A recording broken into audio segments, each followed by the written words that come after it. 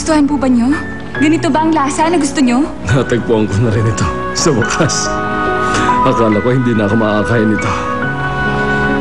Kapag ang mama ko ang nagluto noon ng stew, lahat ng mga bata ay pumupunta sa bahay namin. Matagal na siyang nagluluto nito, panahon pa ng mga Amerikano. Inampung kayo pagkatapos ng digmaan. Noong panahong yun, natuto ang mga tao magluto ng stew na may halohong hamon at sausages. Tunay na kakaiba nga ang pagkain ng mga Koreano. Bunga ng ating kasaysayan.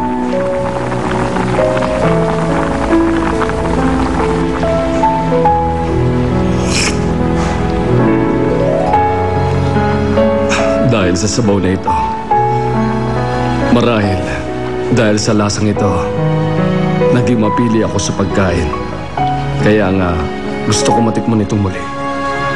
Sa puso ng ating mga ina, nais nilang mapakain ang kanilang mga anak na umiiyak sa gutom.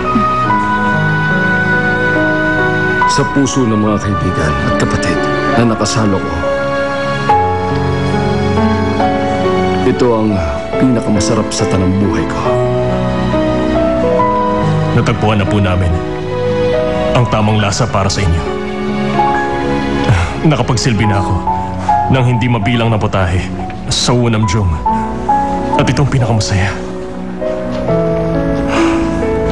Paumanin po. Sir, pwede po ba kitang may interview ngayon?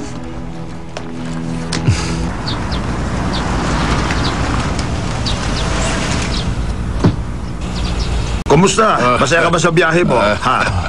Nasaan si John? Ay, bakit naman umuwi agad siya? Magkasama kami pumunta sa Seoul kahapon. Pero umuwi na siya. Nag-enjoy ba kayo, Papa? Oo naman. Nag-enjoy ako. Nabasa ko ang lahat sa dyaryo. Alam mo ba na ang taong yun?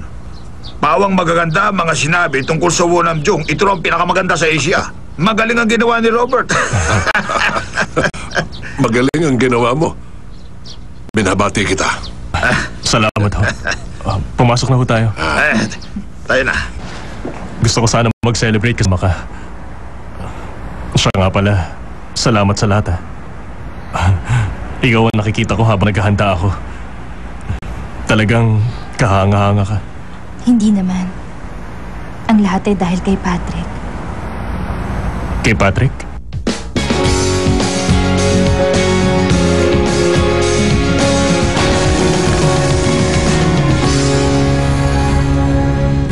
Pumili lang po kayo ng mga gusto nyo dyan. Okay po yan. Ay, pulis! Pulis ka na! Tarayan mo! Ikaw pala yung pangit ang boses na sigaw sa labas. Akala mo naman, ikaw lang ang may negosyo dito. Teka, relax ka lang, pare!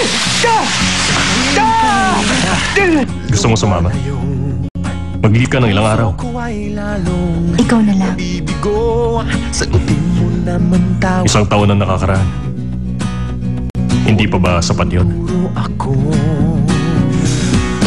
Hindi ko alam kung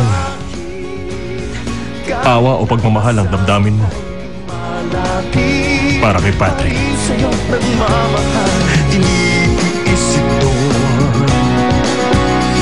Mahal